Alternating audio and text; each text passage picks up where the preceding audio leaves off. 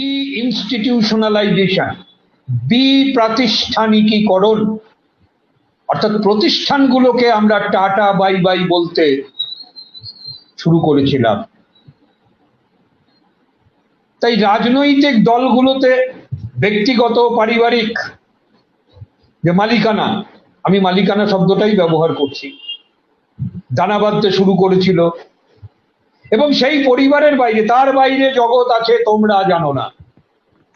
হ্যাঁ, সবই গণতন্ত্র, কিন্তু সেই গণতন্ত্রের মধ্যেও আবার পরিবারতন্ত্র, সেই গণতন্ত্রের মধ্যেও আবার অলিগার্কি, মুষ্টিমেয়তন্ত্র। People are free only once in every 5 years। প্রতি 5 বছরে মানুষ একবার স্বাধীন, বাকি সময়টা তাদের বলতে হয়, oh God please save me from my representative. মানুষ প্রভু নয়, জনপ্রতিনিধিরাই প্রকৃত প্রভু।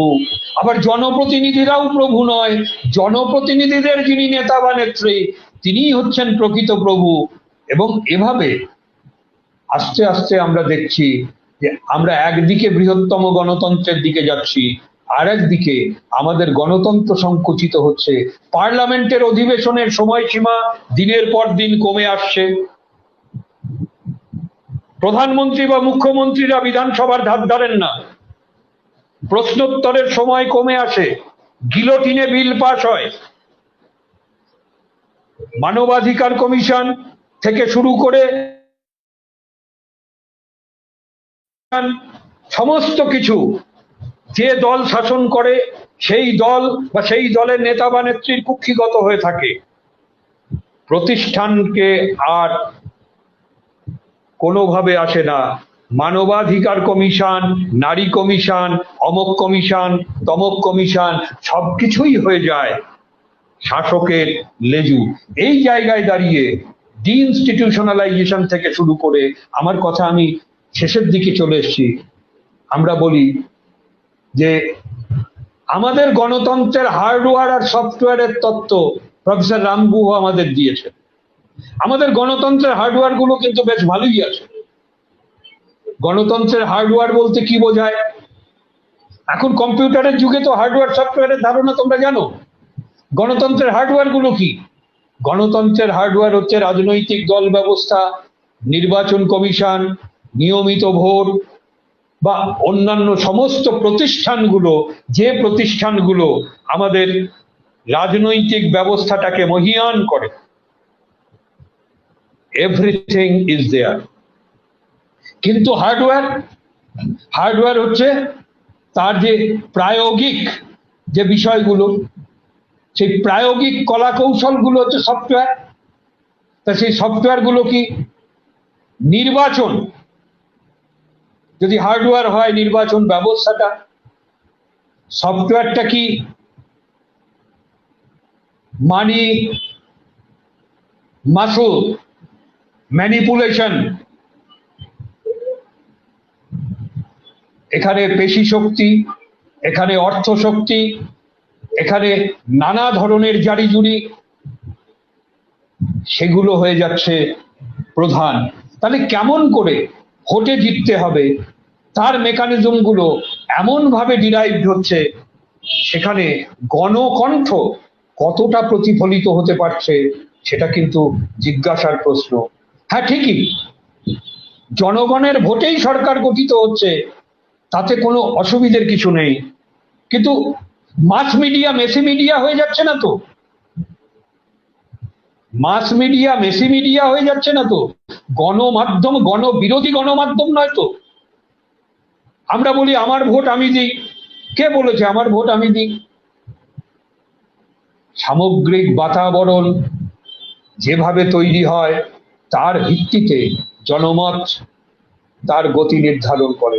আজকের দিনে দাঁড়িয়ে সেই জন্য আমাদের গণতন্ত্র, আমাদের প্রতিষ্ঠান ভাবনাকে নতুন ভাবে আনতে হচ্ছে। এবং সেই প্রতিষ্ঠান ভাবনার ক্ষেত্রে এসে বলি যে আজকের দিনে আমাদের যে কনস্টিটিউশন, সেটা কিন্তু সময়ের দলিল ছিল। সময়ের হাত ধরে আমাদের সংবিধানের মূল নির্যাসগুলো একদিকে যেমন শক্তিশালী হয়েছে, জরুরি অবস্থার ধাক্কা তাকে ভেঙে ফেলতে পারেনি, কিন্তু আজকে তা ভেঙে যাচ্ছে, আজকে তা ভেঙে যাচ্ছে। এ বিষয়টাও স্বাধীনতার ৭৫ বছরে আমাদের নতুন করে ভাবতে হবে।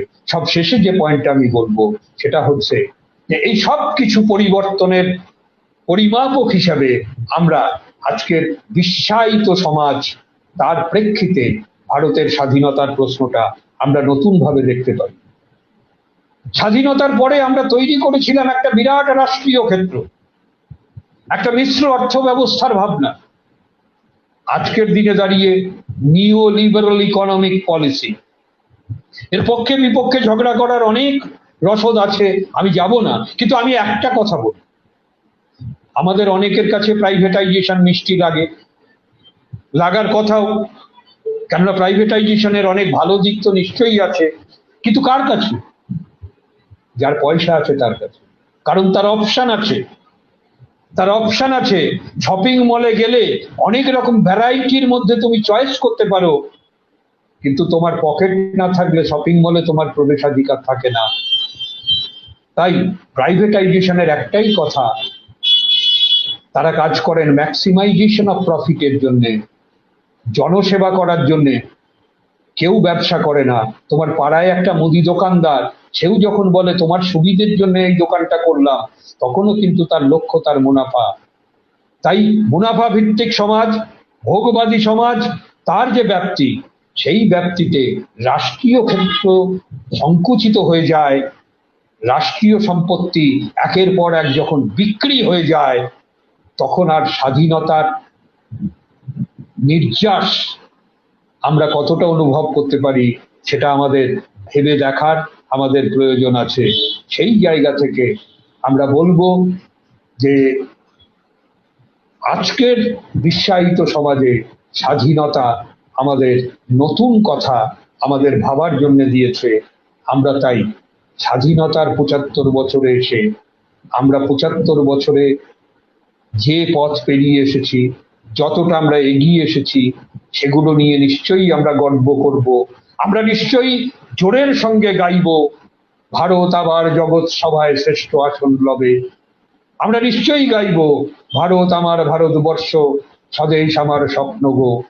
কিন্তু আমার সেই স্বপ্ন কতটা সফল হলো, স্বপ্ন এবং স্বপ্ন ভঙ্গের যে ব্যথা, এ দুটোর মধ্যেই আমাদের আলাপ আলোচনাকে আমাদের এগোতে হবে।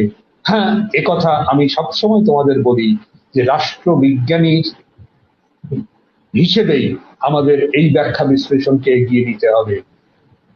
চায়ের দোকানের রাজনীতি এবং সেই ভাষায় যদি রাষ্ট্রবিজ্ঞানকে বুঝতে চাই, সেই ভাষায় যদি রাষ্ট্রটা বুঝতে চাই, তাহলে বোধহয় এইসব প্রশ্নের উত্তরগুলো আমরা সন্ধান করতে পারবো না। আমাদের যতটা সম্ভব, ১০০ ভাগ সম্ভব নয়, এটাকে মেনে নিয়েই বলছি, যতটা সম্ভব নৈর্ব্যক্তিক বিশ্লেষণের মধ্যে দিয়ে আমাদের স্বাধীনতার যে সালতামামি, সেই সালতামামিতে যেতে হবে।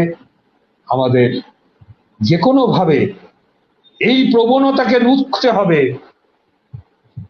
যে আমাদের স্বাধীনতার যারা সৈনিক, তাদেরকে যারা অসম্মান করে খুদে বলেন, যে বেশি দেশের কথা ভাবিস নে খুদে হয়ে যাবি, তাদেরকে আমরা ক্ষমা করি না। আমরা তাদের মাথায় রেখে আমরা স্বাধীনতা দিবস উদযাপন করি। স্বাধীনতার ৭৫ বছরে আমরা গর্ব করি, আমরা স্মরণ করি দেশ ও মাতৃকার সেই অমর সন্তানদের, যারা আমাদের স্বাধীনতার স্বপ্নকে বাস্তবায়িত করতে পথ দেখিয়েছেন। তাদের প্রতি শ্রদ্ধা জানিয়ে তোমাদের সকলকে আমার আন্তরিক শুভেচ্ছা এবং অভিনন্দন জানিয়ে আমার কথা আপাতত শেষ করছি। আমি প্রশ্নের জন্য অপেক্ষায় রইলাম। ধন্যবাদ সবাইকে।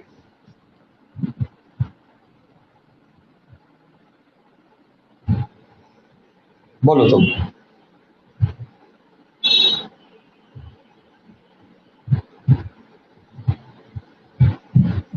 হ্যাঁ স্যার, রথিন বিশ্বাস প্রশ্ন করেছে, for the people, by the people, of the people nowadays, how effective or came into existence in this time?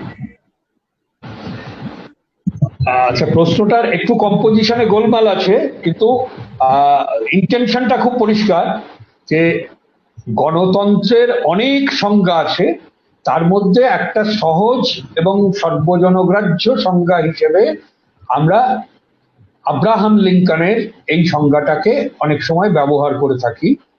Democracy is a form of government of the people, for the people and by the people. তা প্রথম দুটো কথা নিয়ে আমরা বোধহয় খুব বেশি তর্ক করতে পারি না। প্রথম দুটো কথা, যেমন democracy is a form of government of the people, এ তো বটেই, জনগণের জন্যই তো এই সরকারটা। হ্যাঁ, তাহলে ফর দ্য পিপল, জনগণের জন্য, এটা জনগণের সরকার তো বলতে হবে থিওরিটিক্যালি অ্যাটলিস্ট, কারণ জনগণই তো ভোট দিয়ে এই সরকারটা তৈরি করেছে। তাহলে এক অর্থে এই দুটো নিয়ে খুব বেশি ঝগড়া করা চলে না, কিন্তু বাই দ্য পিপল কথাটা নিয়ে ঝগড়া করতেই হয়। কারণ বাই দ্য পিপল, জনগণের দ্বারা পরিচালিত সরকার। প্রথম কথা হচ্ছে যে জনগণ সরকারটাকে কতটা পরিচালনা করে। আমরা থিওরিটিক্যাল আর্গুমেন্ট তো দিতেই পারি যে বড় দেশে বিপুল সংখ্যক জনগণ প্রত্যক্ষভাবে শাসন ক্ষমতায় অংশ নিতে পারেন না, তাই জনগণের প্রতিনিধির মাধ্যমেই শাসন ব্যবস্থা পরিচালিত হয়।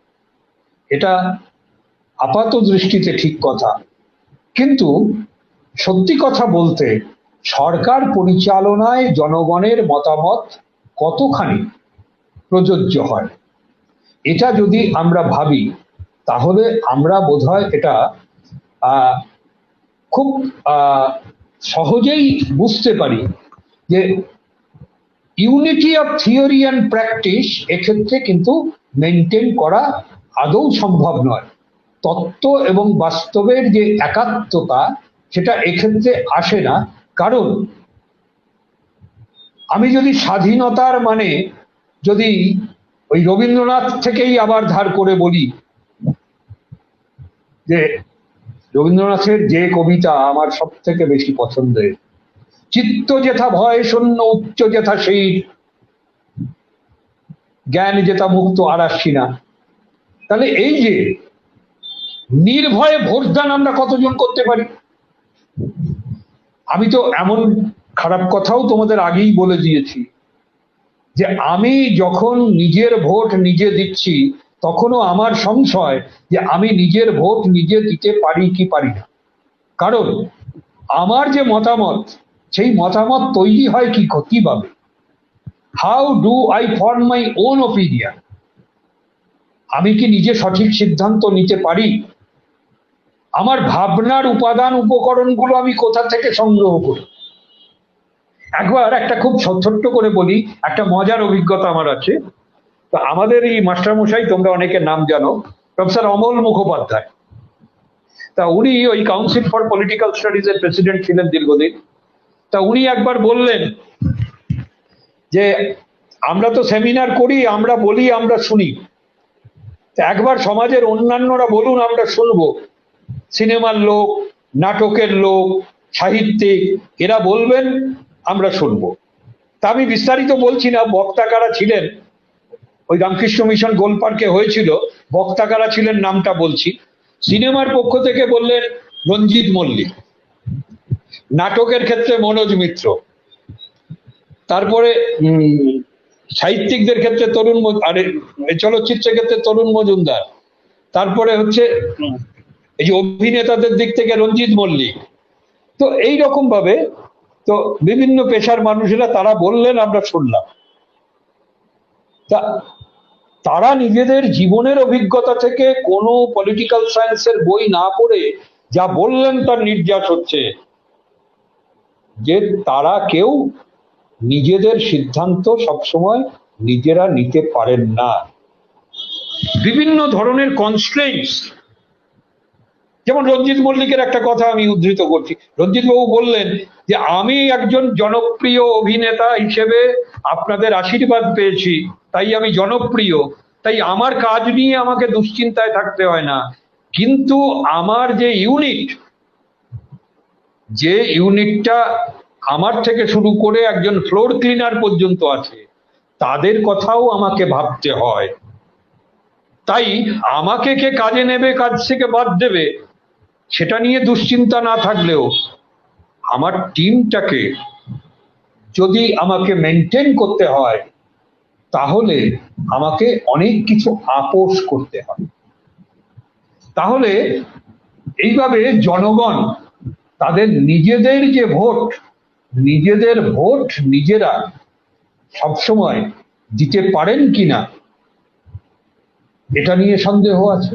তারপরে যদি ধরে নিই তারা নিজেদের ভোট সবসময় ফ্রি অ্যান্ড ফেয়ার ইলেকশন আমাদের দেশে খুব দুর্লভ, কিন্তু যদি ধরে নিই এটা সম্ভব হয়, তাহলেও বলবো যে নির্বাচনের পরে আমাদের দল ব্যবস্থার যে কাঠামোটা রয়েছে, সেই দল ব্যবস্থার কাঠামোর মধ্যে ঢুকে জনগণ তার ইচ্ছা, এমনকি রাইট টু রিকলও আমাদের দেওয়া হয়নি। এই কদিন আগেই খবরের কাগজে একটা খুব ভালো খবর আমার অন্তত ভালো লেগেছিল, যে জনপ্রতিনিধিদের যদি দল বদলের অধিকার থাকে, তাহলে জনগণের কেন প্রতিনিধি বদলের অধিকার থাকবে না? ভারতবর্ষে উদাহরণ আছে, একজন রাজনীতিক একই দিনে 11 বার দল বদল করেছে। অতএব জনগণের দ্বারা সরকার, এটা বোধহয় একটু ডাউটফুল। এটা শুধু ভারতবর্ষে আমি তা বলছি না, পৃথিবীর কোথায় আদর্শ গণতন্ত্র আছে আমি তাও জানি না, কিন্তু প্রশ্নটা হচ্ছে যে তা সত্ত্বেও বলবো যে গণতন্ত্রের থেকে বিকল্প কোনো শাসন ব্যবস্থা তো আমাদের এখনো হস্তগত নেই। তাই আমরা গণতন্ত্রের সমালোচনা করলেও এই গণতন্ত্রটাকেই আশ্রয় করেই আমাদের এগোতে হবে, এটাই আমাদের মূল বক্তব্য হওয়া উচিত। হ্যাঁ, বলো নেক্সট।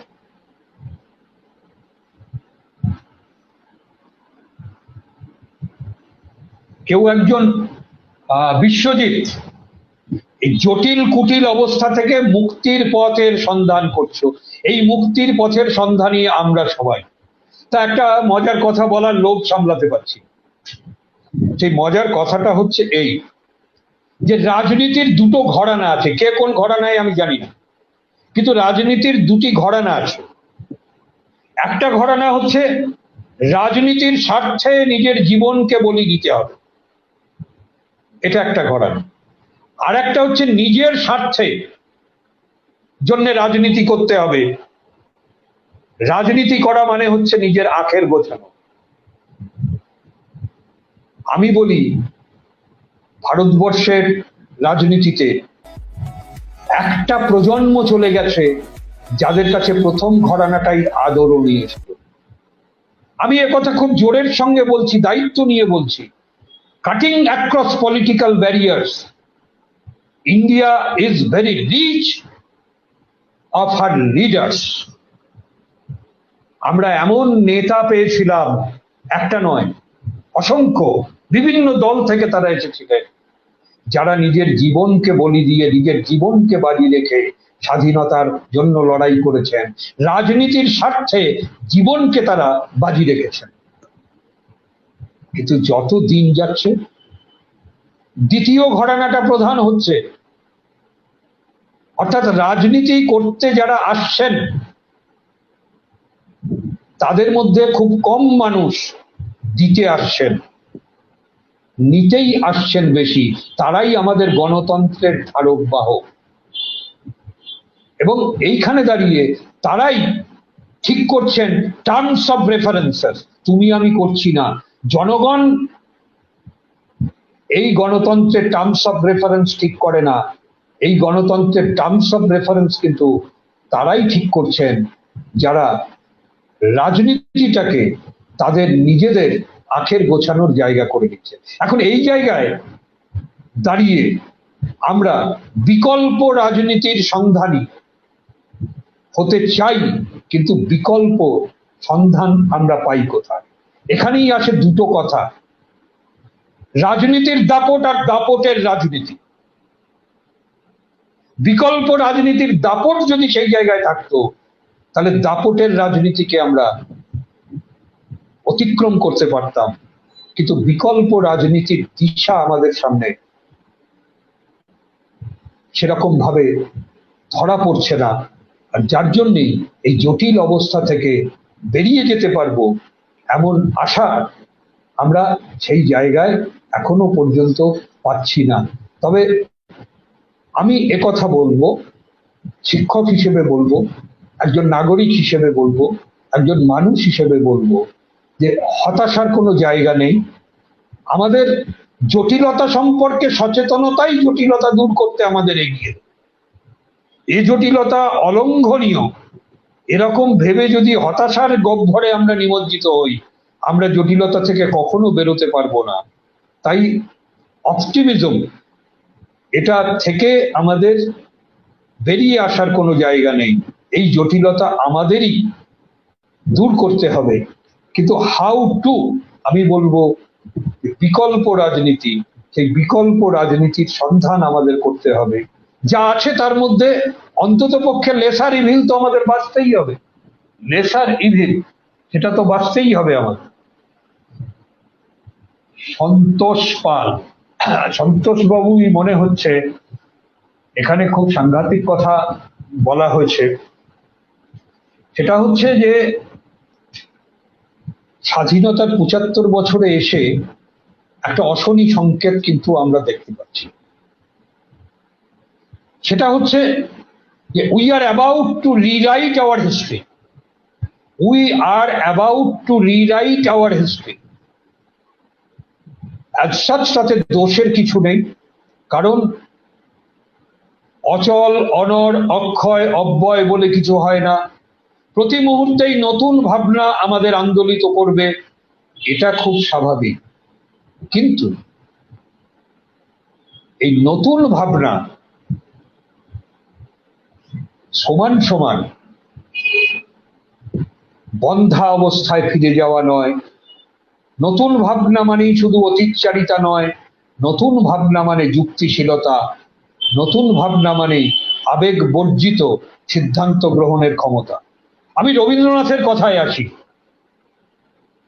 রবীন্দ্রনাথ এক সময় বলেছিলেন না লিখেছিলেন, ছাত্রদের উদ্দেশ্যেই লিখেছিলেন, ছাত্রদের প্রতি সম্ভাষণ, যে এক সময় দেশপ্রেমের নেশা আমাদের পাইয়া বসিয়েছিল। দেশ বলিতে আমরা বুঝিতাম হিমালয়ের শীর্ষ দেশে বিনা বাদনরতা ভারত মাতার কথা, অথচ আমার বাড়ির পাশে যে হাড়িমুচি দৌপৈবর্ত রইয়াছে তাদের দিকে ফিরেও চাইতাম না। তিনি সাম আপ করেছিলেন, আমি নয়, রবীন্দ্রনাথ। দীর্ঘ আলোচনায় যাচ্ছি না। দেশ বলতে আগে বোঝায় দেশের মানুষ, তারপর অন্য কিছু। আজকে আমাদের রাজনীতির সামনে মানুষ হয়ে যাচ্ছেন গৌণ। তাই মানুষ, মানুষের সংগ্রাম, মানুষের ঐক্য, মানুষের অগ্রগমন, এই বিষয়গুলো বাদ দিয়ে রাজনীতির আলোচনা হয় না, এই বিষয়গুলো বাদ দিয়ে স্বাধীনতার আলোচনা হয় না, এই বিষয়গুলো বাদ দিয়ে আমাদের সংবিধানের আলোচনা হয় না। আমাদের মনে রাখতে হয় সংবিধান হচ্ছে সময়ের দলিল। আমাদের দীর্ঘ ১ শতাব্দীর যে লড়াই, সেই লড়াইয়ের সার সংক্ষেপ আছে আমাদের সংবিধানের মধ্যে। অনেক পরীক্ষিত সত্য আমাদের সংবিধানে ঠাঁই পেয়েছে, আবার পাইনি অনেক কিছু।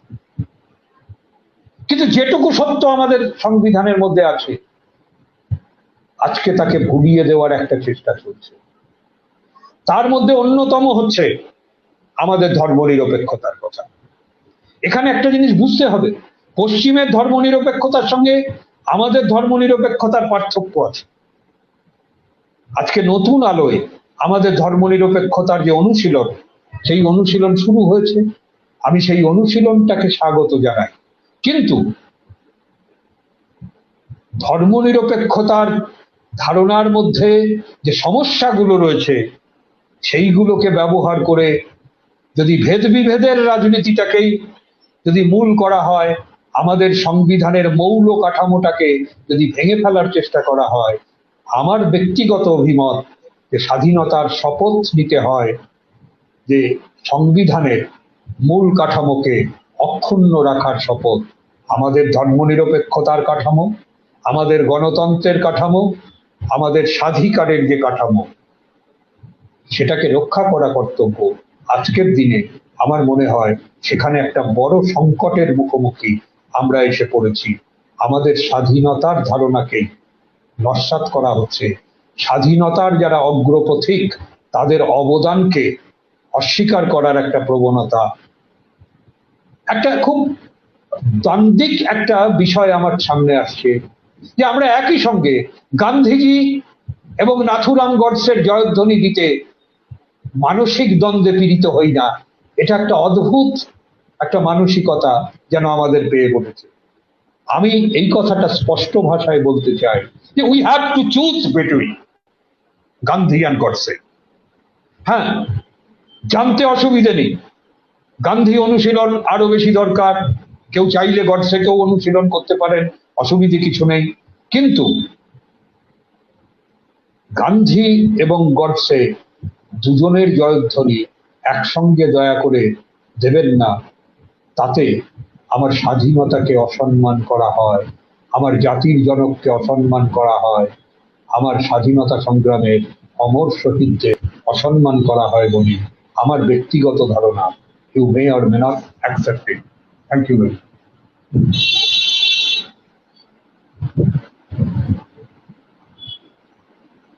আরেকটা, ও বাবা, স্যার উনি আর একটা প্রশ্ন করেছেন, what is your evaluation of dual politics? Dual politics নয় বোধহয়, এটা ডোল পলিটিক্স বলছে। হ্যাঁ স্যার, ডোল পলিটিক্স। হ্যাঁ, আমার একটা এই প্রশ্নের, সন্তোষবাবুর এই প্রশ্নের উত্তরে ব্যক্তিগত উত্তরই দিতে হয়। সেটা হচ্ছে যে আমার কেন জানি না মনে হয়েছে যে স্বাধীনতার ৭৫ বছরে সব থেকে উদ্বেগের কথা, আমি বলতে চাইছিলাম না কথাটা, সন্তোষবাবু আমাকে দিয়ে বের করে নেবেন, স্বাধীনতার ৭৫ বছরে সব থেকে বেশি উদ্বেগের কথা কোনটা। প্রশ্নটা যদি এভাবে আসতো আমি অনেকটা কমফোর্টেবল ফিল করতাম, যে আজকের দিনে সব থেকে উদ্বেগের বিষয় কোনটা। আমার ব্যক্তিগত খুব সীমাবদ্ধ ভাবনায় উদ্বেগের বিষয় হচ্ছে সিরিয়াস কোশ্চেন্স অফ পলিটিক্স আর গ্র্যাজুয়ালি মিসিং ফ্রম পলিটিক্স। রাজনীতির যেগুলো মূল প্রশ্ন হওয়া উচিত সেই প্রশ্নগুলো রাজনীতি থেকে সরিয়ে দেওয়া হচ্ছে। কে করছেন, কারা করছেন, কিভাবে করছেন, I don't know. You have to look into the answers to this question.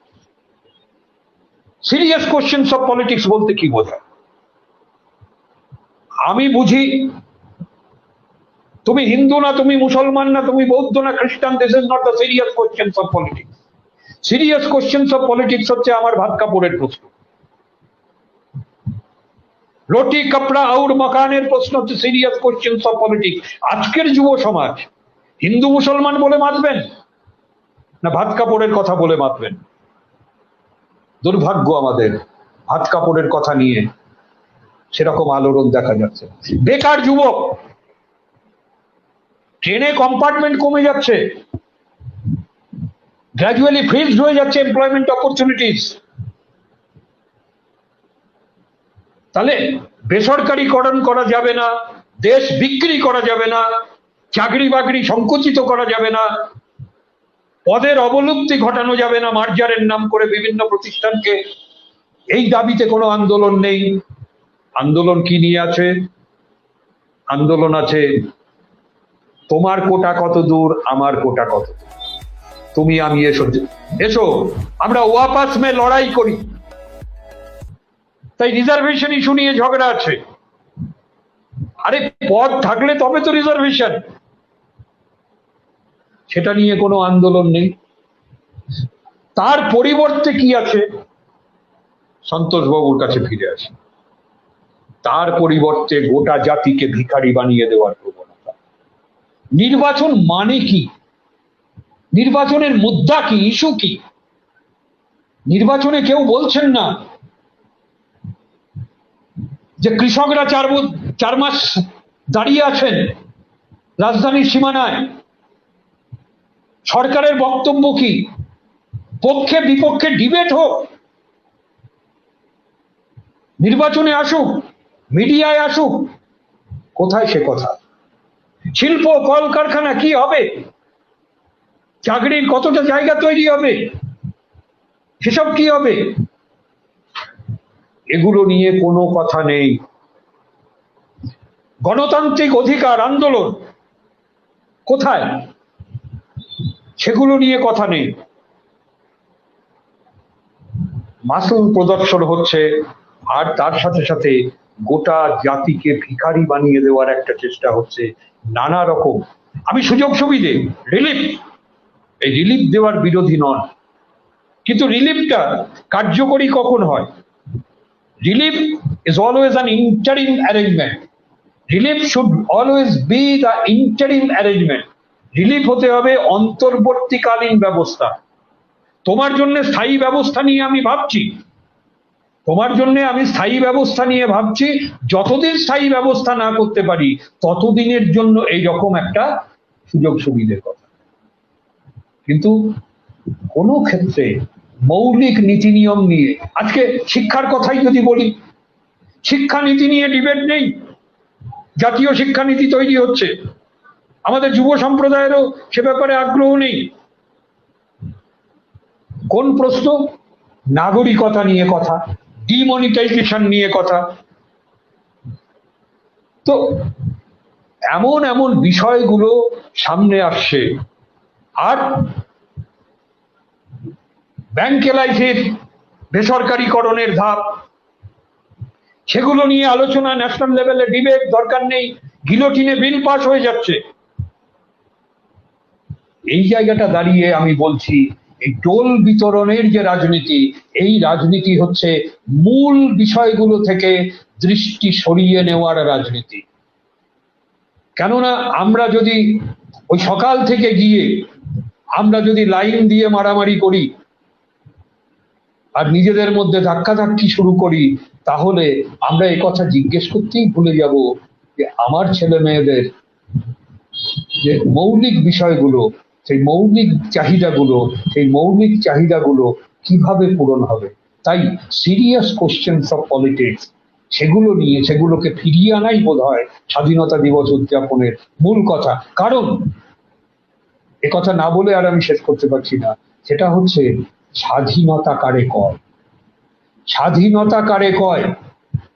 যারা স্বাধীনতার জন্য আন্দোলন করেছেন, আমি বলি কাকে নেবেন আপনাদের বিষয়, মত পথের নানা ধরনের পার্থক্য আছে, কিন্তু আপনি গান্ধী, নেহেরু, সুভাষ, রবীন্দ্রনাথ থেকে শুরু করে আপনি যার কাছে যাবেন সেখানেই কিন্তু একটা কথা আপনি দেখতে পাবেন, যে স্বাধীনতার মানে হচ্ছে আত্মশক্তির উদ্বোধন। স্বাধীনতার অর্থ হচ্ছে অভাবের থেকে মুক্তি, দারিদ্র্যের থেকে মুক্তি, বেকারত্বের থেকে মুক্তি, জীবন যন্ত্রণার থেকে মুক্তি। স্বাধীনতা দিবস উদযাপন করব আর সেই সব ইস্যুগুলোকে হারিয়ে ফেলবো শুধুমাত্র ভিক্ষাবৃত্তি একটা জাতির সম্বল হবে। স্বাধীনতা ভিক্ষুকের জন্য নয়, স্বাধীনতা লড়াকু মানুষের জন্য। তাই স্বাধীনতার ভিক্ষাবৃত্তি এটা কখনো সমার্থক হতে পারে না। ডোল বিতরণের রাজনীতি আসলে রাজনীতির মূল প্রশ্নগুলোকে দৃষ্টির অগোচরে থাকা। ওই জন্যেই নির্বাচন এলে তখন খালি প্রতিশ্রুতির বন্যা, যে এক একজন রাজনৈতিক নেতা যেন কল্পতরু হয়ে যাচ্ছে। আমি মনে করি না এই ডোল বিতরণে আশু লাভ নিশ্চয়ই আছে কিছু মানুষের, কিন্তু ডোল বিতরণের মধ্যে দিয়ে আমাদের অন্ন বস্ত্র বাসস্থানের মৌলিক যে সমস্যা তার সমাধান হতে পারে। তাই শেষ কথা আমি বলি, স্বাধীনতাকে স্বাধীন করার শপথ আমাদের নিতে হবে। স্বাধীনতাকে স্বাধীন করা, যে স্বাধীনতা আমরা পেয়েছি, এই স্বাধীনতার মধ্যে অনেক ফাঁক বা ফাঁকি রয়ে গেছে। এ স্বাধীনতা ঝুটা নয়, কিন্তু এ স্বাধীনতা পুরাও নয়, এর মধ্যে ফাঁক বা ফাঁকি আছে। স্বাধীনতাকে স্বাধীন করার সংকল্পের মধ্যেই সেই ফাঁক পূরণের পথে আমাদের এগিয়ে চলার বার্তা রয়েছে। সেই বার্তাটা নিয়েই আমাদের এগিয়ে চলা উচিত বলে আমার মনে হয়। এইটুকু বলেই সবাইকে ধন্যবাদ, কৃতজ্ঞতা জানিয়ে শেষ করছি। যদি এমন কিছু বলে থাকি এটা কাউকে আঘাত করেছে, আমি তার জন্য ক্ষমা প্রার্থী। ধন্যবাদ সবাইকে।